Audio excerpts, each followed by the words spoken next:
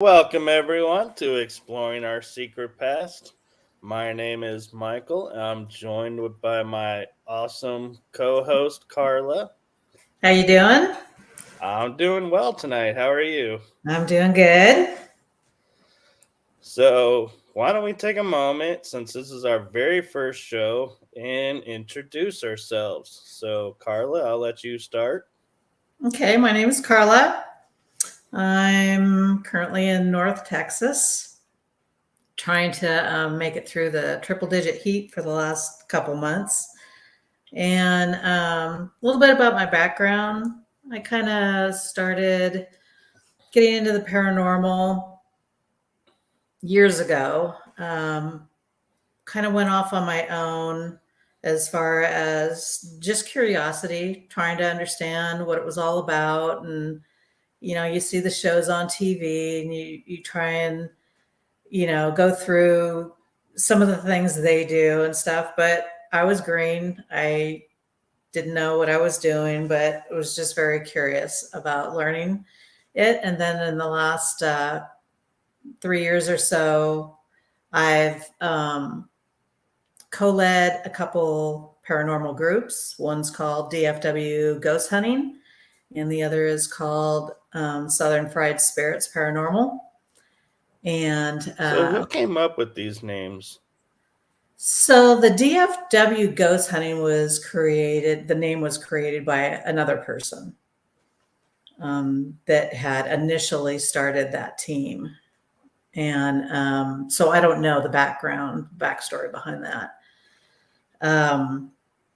My co-lead for the Southern Fried Spirits Paranormal is Lorinda Mitchell, and she is the one that came up with that name. All right, well, that's cool because, yeah, I recently have joined that team and Mhm. I was kind of curious about that. So that's cool. And Yep. shout out to Lorinda. You know, Yep. that's, Yep. so what big things are coming up with Southern Fried? We have a group that's going to, which you're part of, as you know, that's going to be going to Broken Bow in Oklahoma to the asylum there and spend the weekend doing some pretty good investigating, hopefully. That should be a Hopefully lot in of cooler fun. weather, but I just don't think it's going to happen. No. So so since you did your intro, it's only fair I do mine. Absolutely. So I've been in the paranormal investigating for about 4 years now. I have investigated in 7 different states. I have had paranormal experiences out of the country as well as around the US. And my paranormal experiences started around when I was 2. So I have always been around the paranormal. I just didn't know until about 4 years ago that people actually really did this as teams. And so it kind of took me by surprise when I was asked to join a team. And I currently investigate with 4 teams, I think it is right now, or 5. Kind of varies. But yeah, and so it's kind of hard for me to say what got me into the paranormal, like you were saying, because it's pretty much always been around me. So it's kind of Right. like it's what I know. Uh-huh. And What, what, so what are some of the teams, names that you are part of besides the Southern Fried Spirits I'm Paranormal? a part of Ghost Ship Hunters. I'm a part of the Tribe. I am a part of Potter Paranormal. Shout out to Eileen Potter. And I'm a part of my friends up north, Sirens of the Expanses. I helped name their team. And it's a team that investigates through the Misfits Paranormal Research Group. So I'm a part of that as well. And so those are the teams that I pretty much investigate as, and I am a part of Para Unity online and chat in there every once in a while. And we are officially now a part of Paralinks Network. Yep. Big shout out to them. So thank you to them for giving us this opportunity to have a show and share our experiences with you all. So, hey, Tony. Tony is our friend. She's investigated Broken Bow with us and Fort. Has she investigated Fort Walters? Yes. Okay.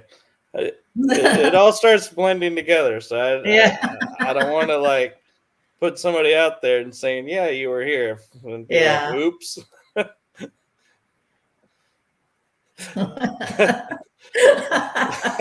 Thank you, Tony.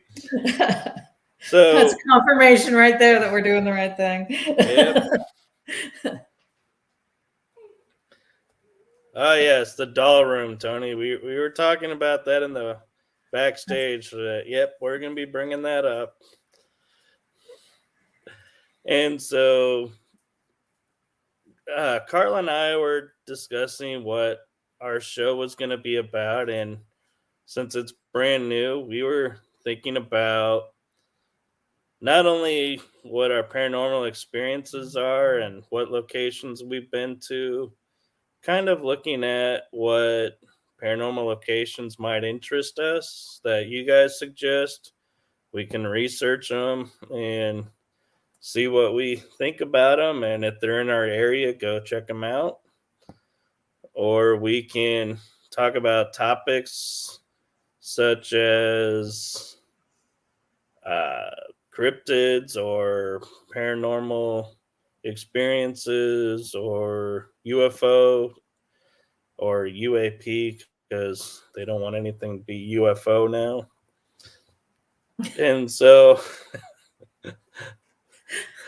yes, I do air quote. So we are basically going to be talking them back and forth and just sharing ideas and everything. And we also might have some guests come on every once in a while. So you'll have to stay tuned and watch it. We are going to be on. How often are we going to be on, Carla? Once a week, every Tuesday, 9 p.m. Central. There you go. So make sure you come and check us out. And you never know what we may be talking about. Mm-hmm. So, what's on our agenda for tonight? Did we have a topic? Well, actually, Tony kind of was segueing us right into one of them. You want to start talking about Fort Walters? So, all right. So, Fort Walters is a military base in Mineral Wells, Texas. Both of us are based out of Texas in the north central, I guess we would call it, Yeah. part of Texas. And yes, it is.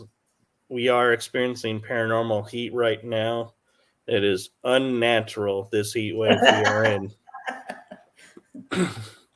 But Fort Walters was started out as Camp Walters in the 1920s, I believe it was.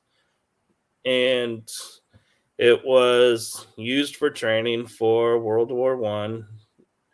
And then before that, it was Native American lands. There were a couple of Indian battles that happened in the area that Mineral Wells may have been a part of. It's kind of hard to geographically pinpoint because the tribes were nomadic. So, they never put a post sign up that said battle here, 2:00. But so after the Great Depression then hit in the 1940s during World War II, it became Fort Walters. And two soldiers that were trained there went on to win the Congressional Medal of Honor, one being Audie Murphy, the most decorated soldier of the war. Then there was Lieutenant Green, who trained there. And Eddie Slavonic, I believe is his last name, or it's one of those different style last names, and Eastern European, I think probably Russian or Polish. But he was marked as the worst soldier of the war and was court-martialed. And he trained in Mineral Wells as well. And fun fact that I had recently learned, Fort Walters was a POW camp for German soldiers during the war. So that's pretty cool, because how many people can say they have one of those in their backyard? Then fast forward to Vietnam, and there's a little dispute in this, but a lot of the research I had showed majority of the pilots went through training there. And so they built Beach Army Hospital there for the families, because the families were brought to stay on base. And so if there were accidents that happened during training, because let's be honest, who doesn't have an accident in training? Or, if you were injured overseas, you probably were brought back and were treated there. Or, if your helicopter would have came out of Fort Walter. So that's a fun bit of history for the area. And Carla and I have both investigated there. Tony joined us, as she mentioned, the doll room, which is super creepy. It is creepy.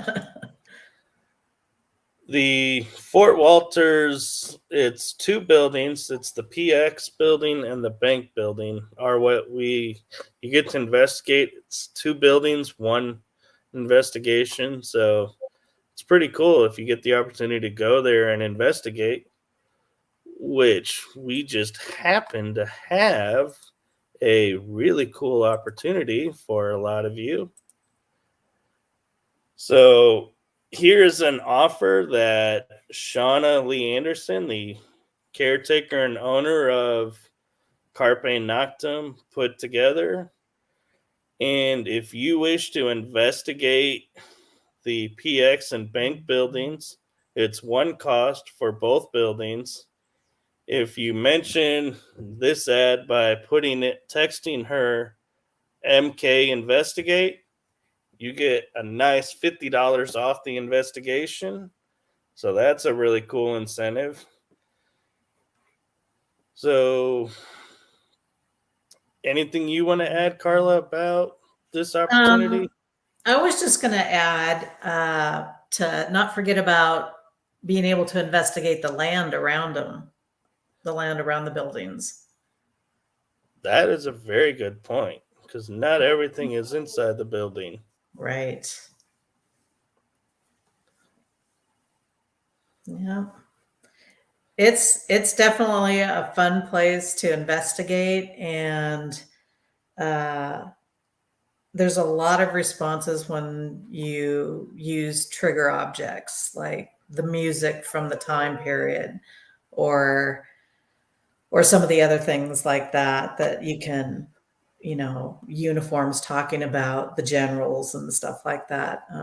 They seem to be very responsive to activity like that. Now, some of you may be familiar with Shauna from Old Nazareth Hospital, which closed down recently, and they're not able to investigate there anymore. So they actually moved everything from the hospital to this location.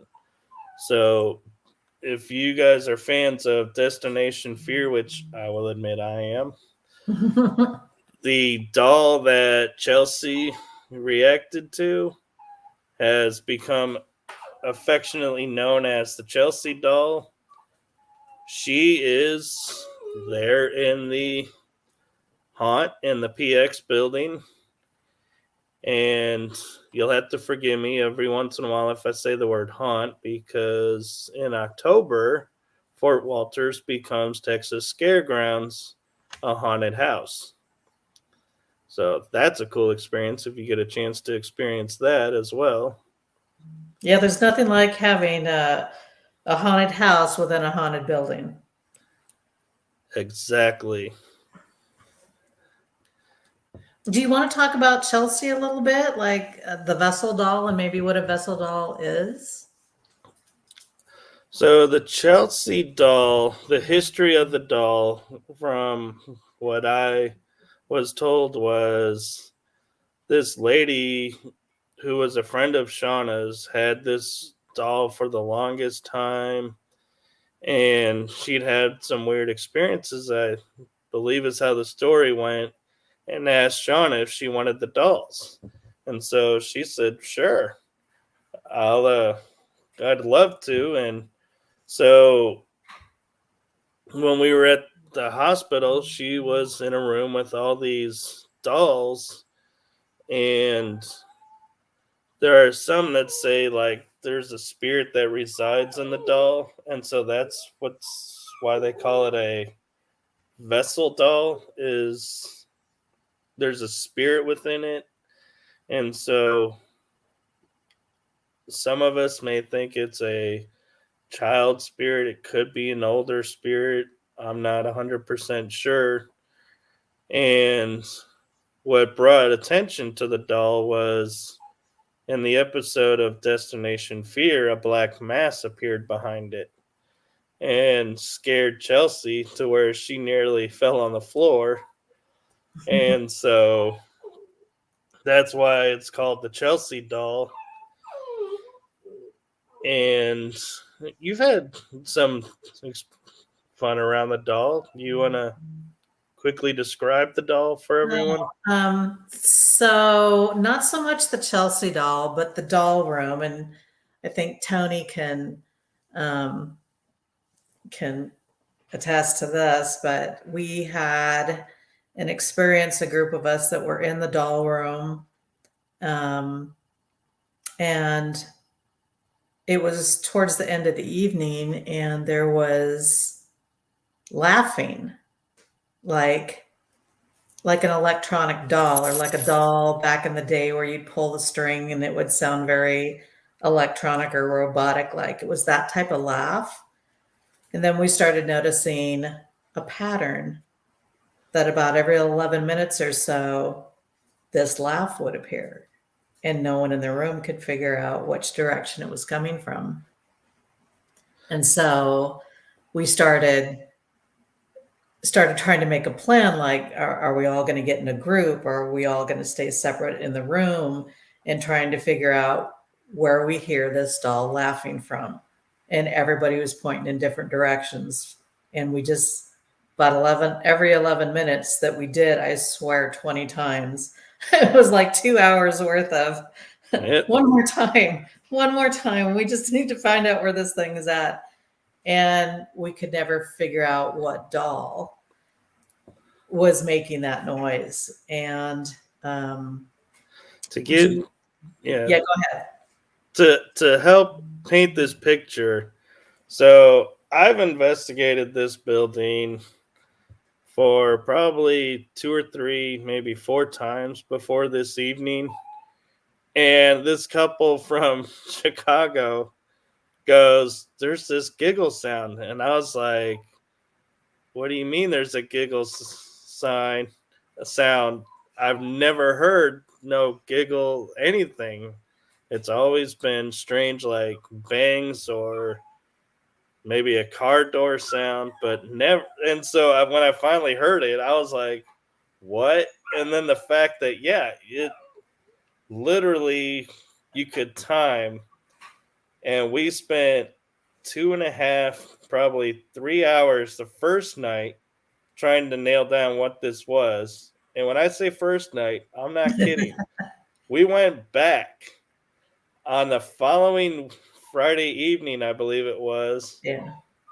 and tried to recreate it. We even had a lady named Cindy join us, who she's the one who puts up all the mannequins for the haunt, and she was like, there's no giggle or anything. I've never heard it. And I was like, yeah. And we were showing it to her, and it went off, and it blew her away. Yeah, and And she's in charge of all the animatronics in that whole building, and that was no animatronics she knew. Right. So to sidestep, Johnny is asking, and hey, Johnny, by the way, what happened to the hospital? Well, there was a tragic incident there where a dear friend, Ken Potter, passed away. He had a heart episode on the 7th floor, and the paramedics had a hard time getting up to him because of the stairwell. And so the fire marshals shut it down and decided to slap a bunch of requirements onto the hospital to allow people to reinvestigate, which like code improvements. Right. Yeah. And so it was deemed easier to just move to a new location that didn't have all those requirements. And the new location, for all of you who have been to the hospital, who know that those flights of stairs were a beast to go up and down, that the new location is on one level. So you have no stairs. And also the idea that Shauna and her team were able to bring with them a lot of the artifacts that were in the hospital to the PX. That's true. There is a whole room that we call the hospital room. And when I say we, it's because in the month of October, I kind of hang up my paranormal investigator hat and put on my Texas Scaregrounds volunteer actor hat. Shauna gave me the opportunity to volunteer act. So I am a part of the haunted house and experience. And so all I can say right now is when we open up this year, all of you who went last year are going to be blown away by what we're doing this year. So you definitely want to come back and check it out. Yep. It'll be exciting. But yeah, so we spent 2 days, probably a total, would you say, of 5-6 hours trying to determine the source of this digital giggle, to the point to where we think we know the doll it's come from, but the doll has no batteries in it, so we can't confirm it. And the fact that there's no batteries in it still leaves the question of what is causing the giggle, because we don't know. I mean, if it's an animatronic doll under the definition of needing batteries to make sounds, and there aren't any, then it shouldn't be making sounds. But it does. And the other weird thing is, I think it is. Did we ever find out if it starts anytime, or is it like after 11? I don't think that we figured out a start time.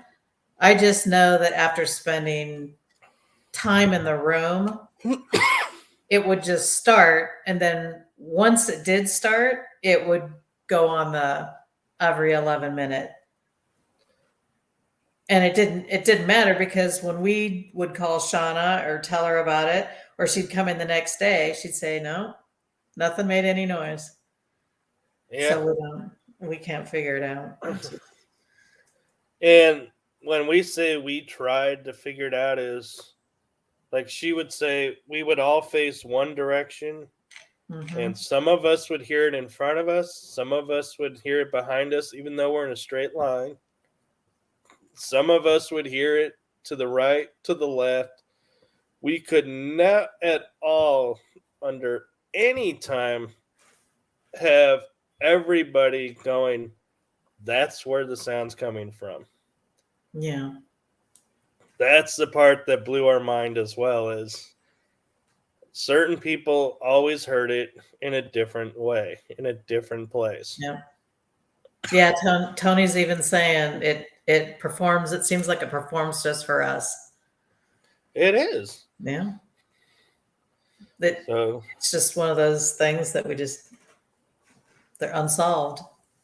yeah, and that's just one of the many, many things that goes on over there.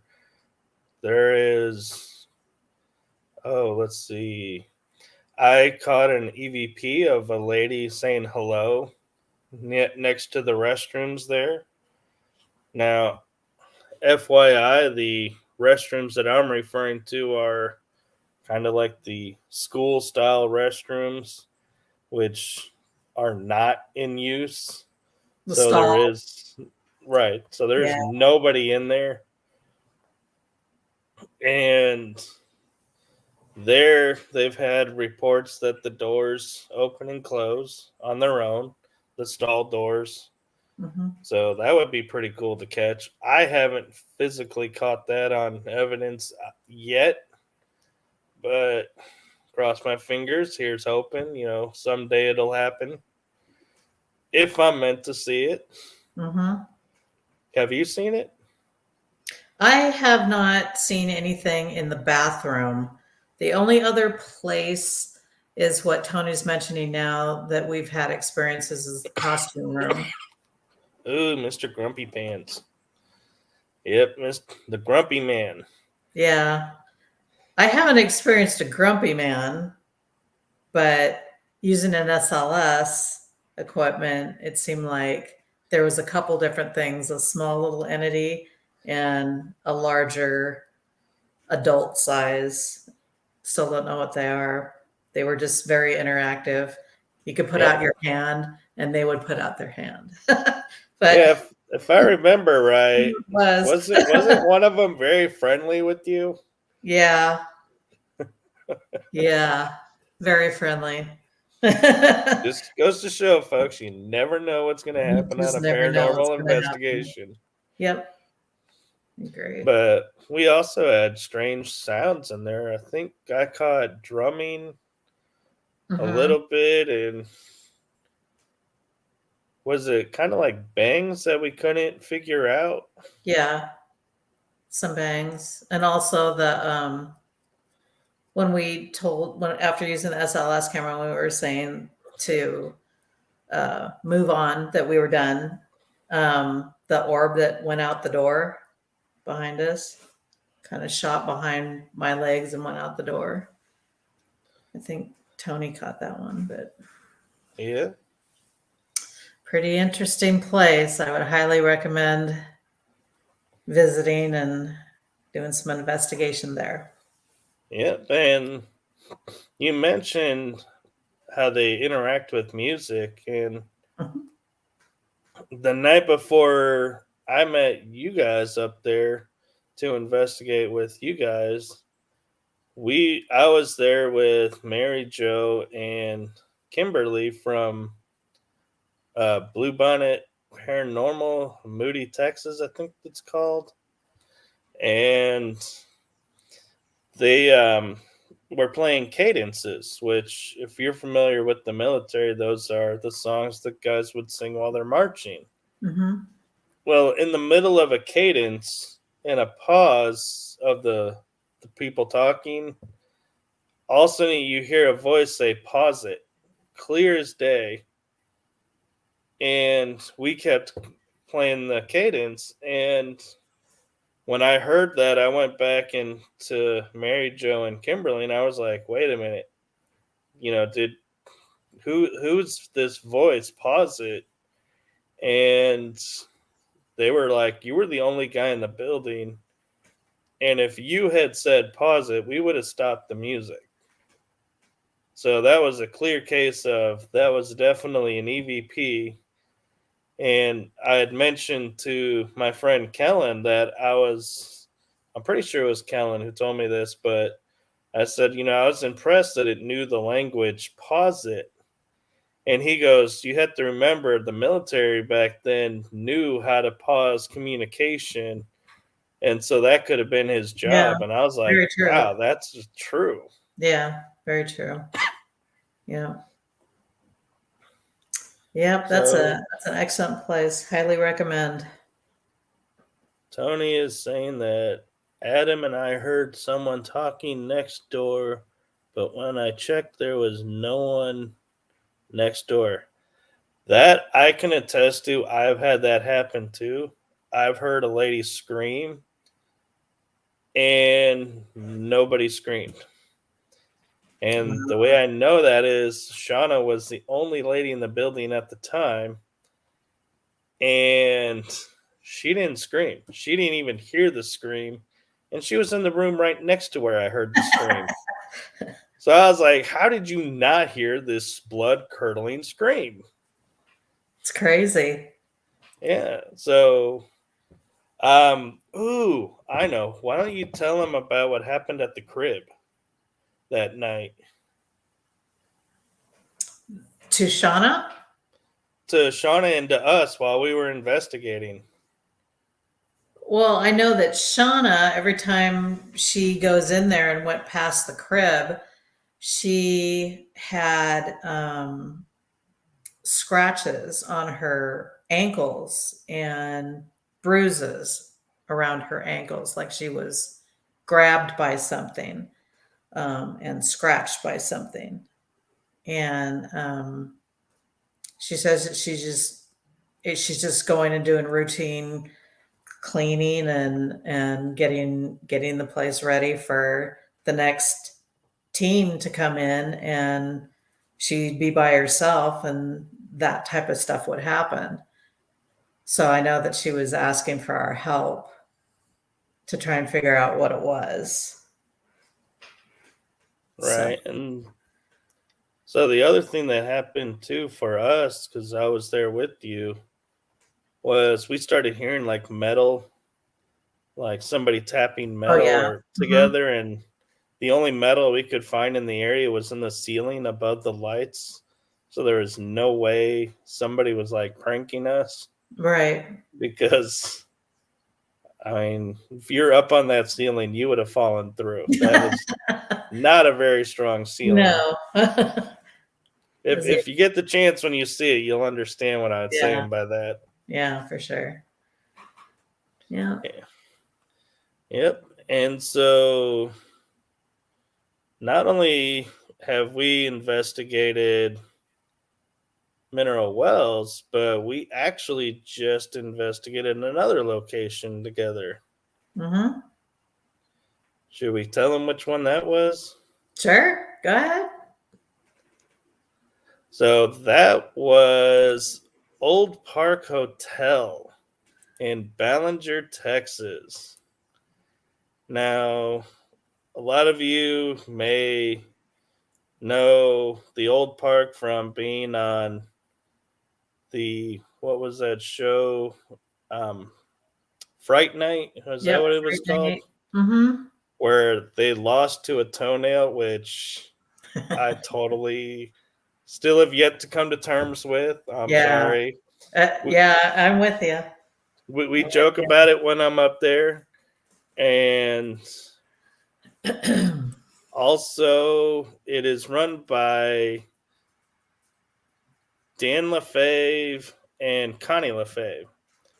So they are a really cool couple to get to hang out with and to investigate with. And it's one of the few locations where you can spend the night and the hosts actually walk around with you and investigate with you. Mm-hmm. Plus all the history. Oh, yeah. I mean, the history tour alone is phenomenal. The amount of knowledge you can gain, and it makes it just that much more easier to make your communication throughout your investigation a lot more meaningful when you have names and activities and actions and things that have happened or owners that have been there before. Right. And one of the things that I love that Connie does with the hotel is they have so many rooms that are open for people to sleep in, Mm-hmm. and all of them are named after people who were living there and the Mm-hmm. family. So she gets to pay homage to the families that owned it in the past. So that's a really cool part. And each room is themed. Now, I will forewarn you though, the rooms have window air conditioning units, and I kid you not, even in the dead heat of the summer, you have got to crank that air conditioning up at night because you will wake up halfway through the night freezing to the bone. Mm-hmm. Yeah, the rooms are themed too. They have like the Bonnie and Clyde room and the Bordello room and Right. things like that. So Now, the Bonnie and Clyde room is actually an interesting one because Bonnie Parker of Bonnie and Clyde was in the jail across the street. They actually have her name on the prison roster, which is really cool. mm-hmm. And the one thing I pointed out with Dan about the interesting thing about the old county jail is there are no solitary cells. We have yet to discover where those are, and I feel confident even in the 1800s they had solitary cells. So it begs the question, where are they? Where did they put them? Yeah. Because these are this is a 3-level jail. It has on the second level is a kind of a communal area that's got some cells off to the sides. There's a juvenile section, there's a woman's section. So they were all housed in the one jail, and there's no air conditioning in this jail. The windows are covered over because people would be breaking in. Yeah. And so it gets beastly hot in that building. Yeah. Did you have any experiences when you were in the jail? I did not. I didn't have. I was listening to other people do EVP work, but I did not have any experiences myself personally. It was Okay. also extremely hot, so I Yeah. think it was more like getting really, really tired and dripping with sweat. So Stephen Woodard is asking, what's the craziest experience you've had at the Old Park Hotel? I'll let you answer that one first because I got to narrow down what my craziest could be. Well, crazy. I've had some friends and I were doing EVP work, just standing by the chairs that are in the hallway upstairs. And some of the EVP feedback was like a growl. And I was standing up, leaning against one of the chairs, and one of my friends says, "Your arm is bleeding." And I didn't know it. I looked down and blood was running from my arm and I had been scratched. So, but I'd never felt anything. I didn't exactly feel anything evil. I just think somebody might have been trying to get my attention or something. But, we just cleaned it off. And by the next day, you'd never even know that there was a scratch or anything there. That was probably one of the scarier parts for me is getting scratched like that. Yeah. Yeah. But I think you raised a really good point. Just because you were scratched doesn't mean there was meaning harm.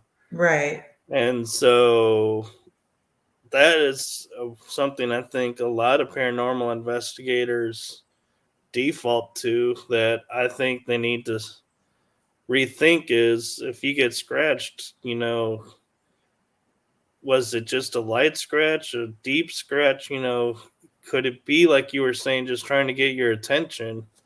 Mm-hmm. And so that is, to me, a really great point that I think needs some more awareness brought to it. Is we need to stop prejudging what everything is with our jumping to conclusions before Right. we fully investigate and understand what's happening in the moment.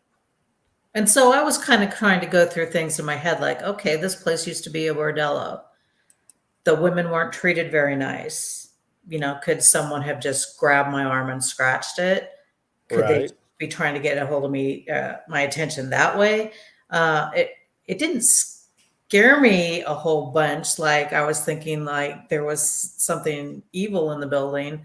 It just made me more cognizant of my surroundings. Yeah. Before I ask you, Stephen, your craziest experience, I think the one that comes to mind for me isn't really paranormal, but it was when we were just there, and it was after Dustin left. We were playing poker, and all of a sudden, like, we are sitting there just having fun playing poker, not even playing by the rules, just taking from the bank whatever we wanted. And the spirits start like talking to us about how we're not doing it right. I ended up having the best night of my life. I had, was it 2 or 3 times that I came out of 4 of a kind. Yeah.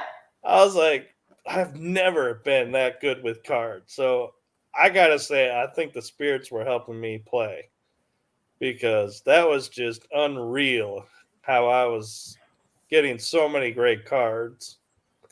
But we had Remember? that light that Yeah. came on and we could never duplicate it coming on. Yeah. That was weird. Yeah. That was very weird. I think I liked the one time when Demetrius was playing, and at the very end, he reached over to grab the poker chips and pull them over to him, and the spirit box made like a revolver, like the cocking of, Right. of a gun. Like, no, no, no. That was amazing. Okay. So Steven said, or actually before Steven, let me share Tony's. She says, I thought I saw someone out of the corner of my eye sitting in one of the hall chairs, but when I turned to look, no one more as there. I think she was trying to say there was no one there. Right. Shadow people. Gotta love shadow people. They can really make you feel crazy. Yep. All right, so Steven says, my crazy experience at Old Park Hotel is my daughter getting thrown out of the chair in the chair room upstairs in the very back right in Yep. front of Dan LaFay. So, funny story, Steven.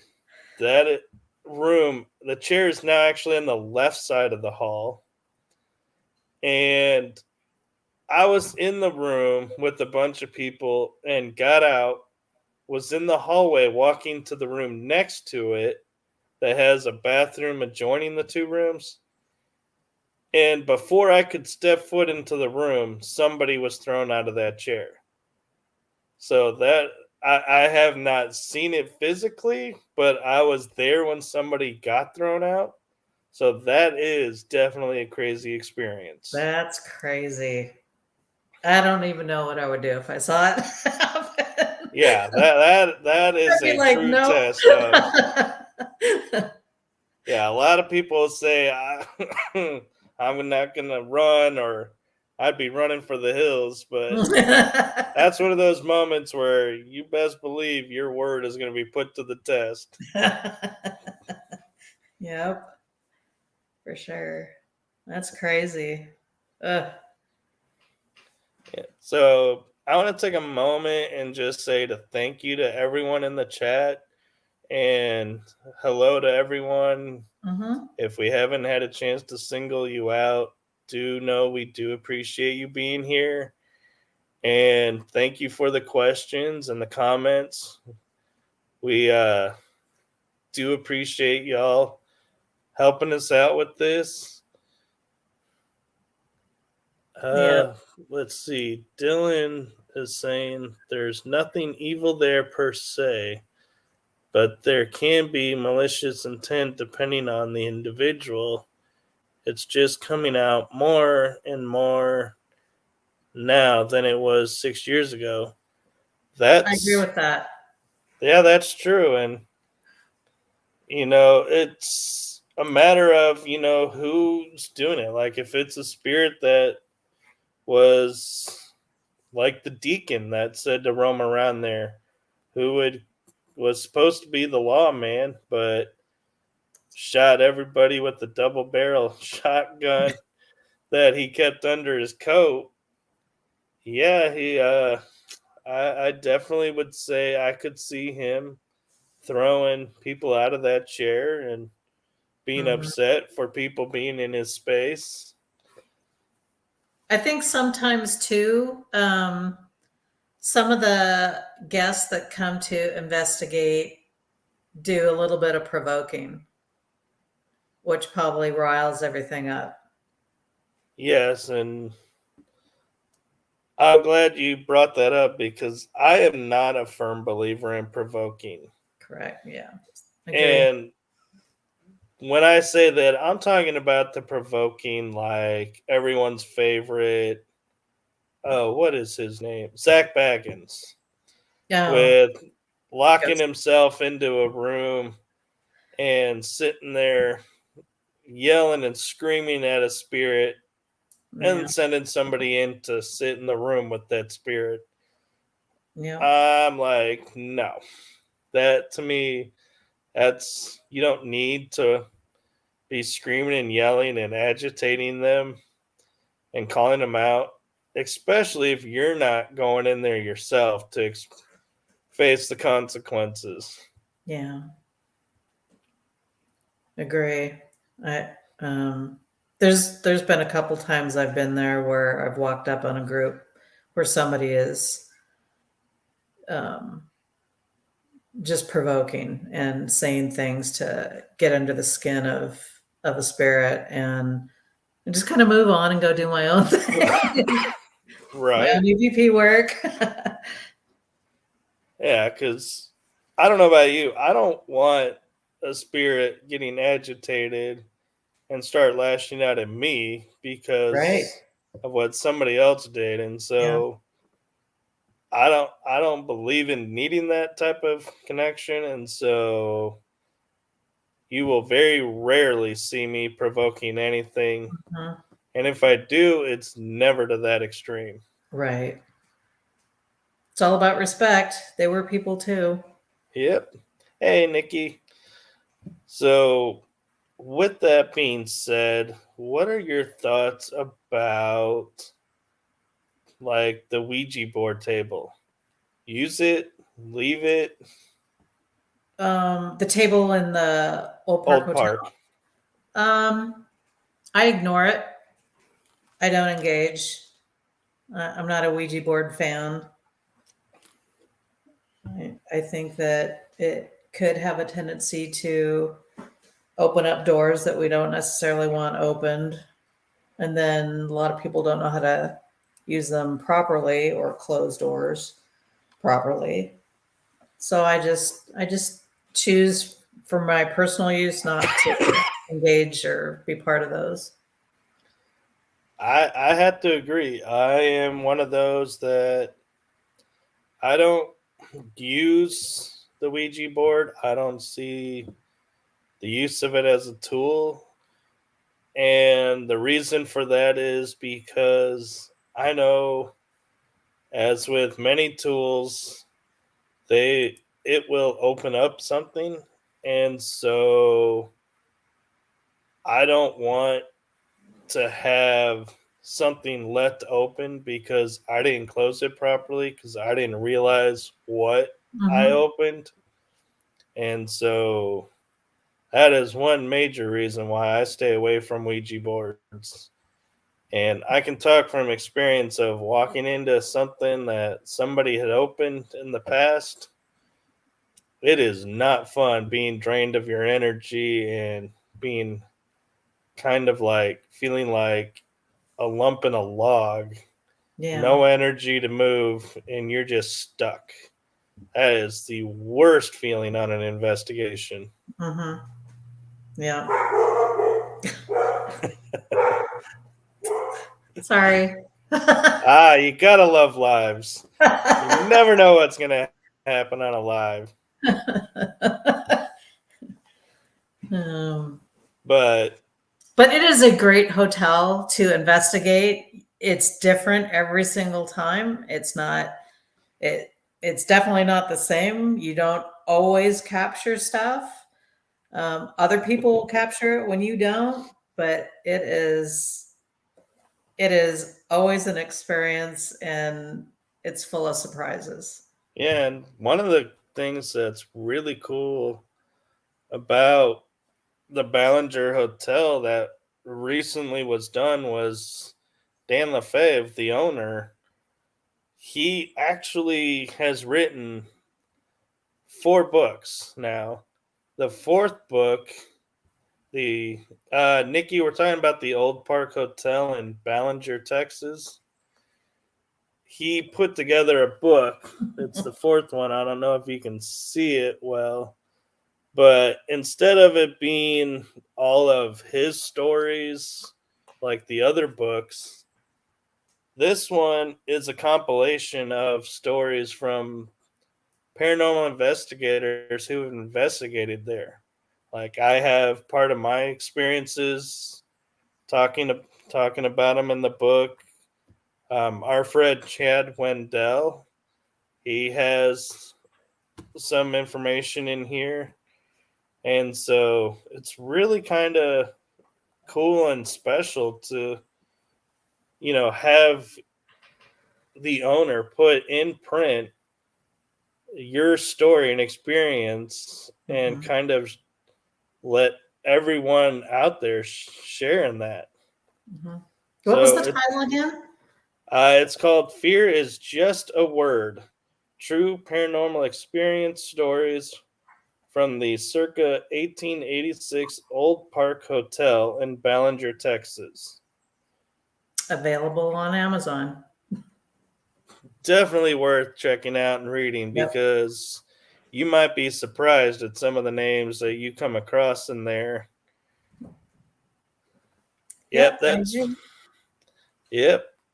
Greetings to Australia. Thank you, Nikki, for spending time with us.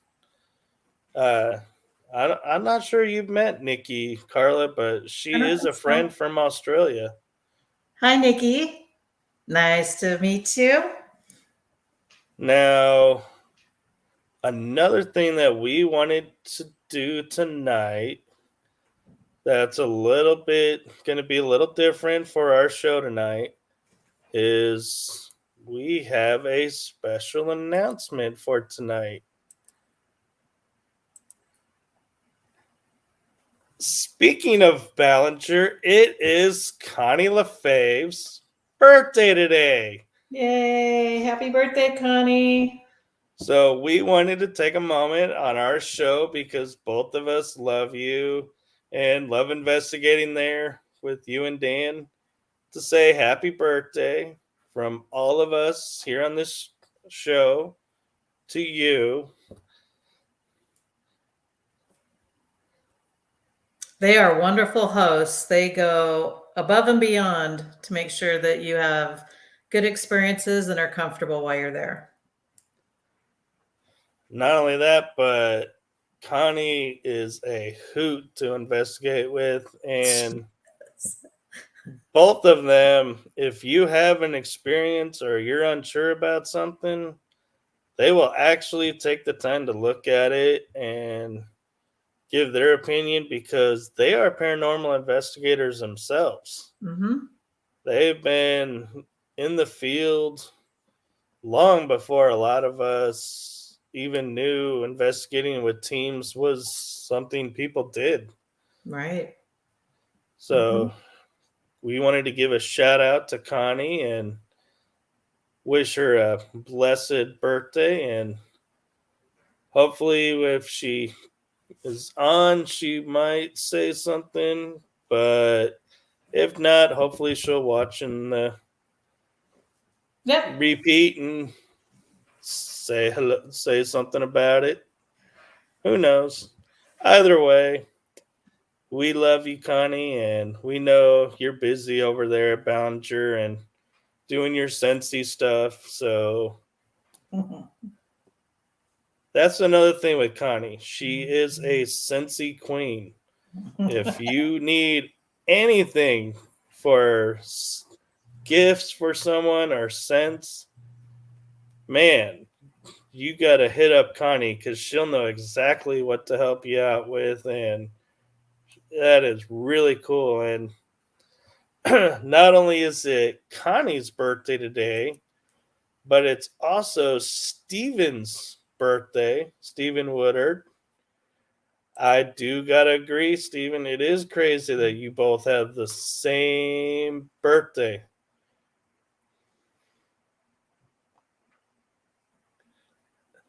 So happy birthday to you as well, and to everybody else that's got their birthdays today. Um, I'm not sure of anybody else though that's coming to mind right now to give a shout out to. But do you know of anybody that's got birthdays today?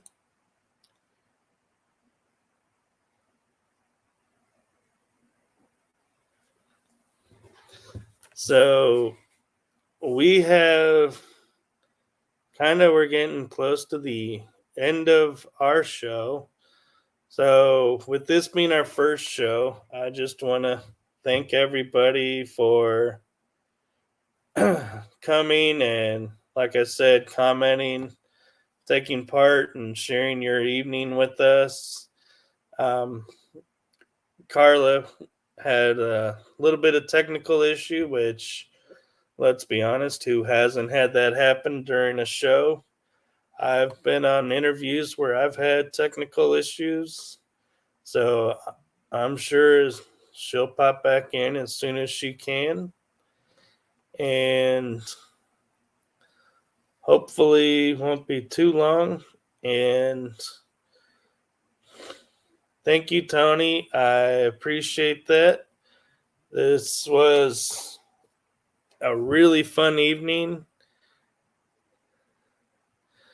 And let's see, Tyler, or Dylan, I'm sorry. Tyler attacked 2 videos.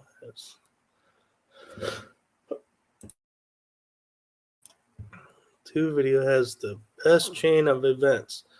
Well, cool. Maybe next time we're on and we're talking about this Old Park Hotel, you can share those videos or come on and talk about them. You guys we welcome anyone to come on to the show anytime they want. Just send me a private message and I will send you a link to come on to the show and you can join on the panel and share your experiences as well, because that is para-unity in itself. And I love that, is everyone sharing their own unique ways of doing it and supporting each other, because that's how we learn. And we never know who's going to have a method that they've done that works and is easy to duplicate, fun to do. So, yeah, definitely always look forward to sharing different experiences and everything. So, we are at 10 o'clock, and that is our first hour. So, we are going to call it a night, and we look forward to seeing everyone back next Tuesday, same time, same channel. And hopefully, we'll see you all in the next adventure. All right. Have a blessed night, everyone.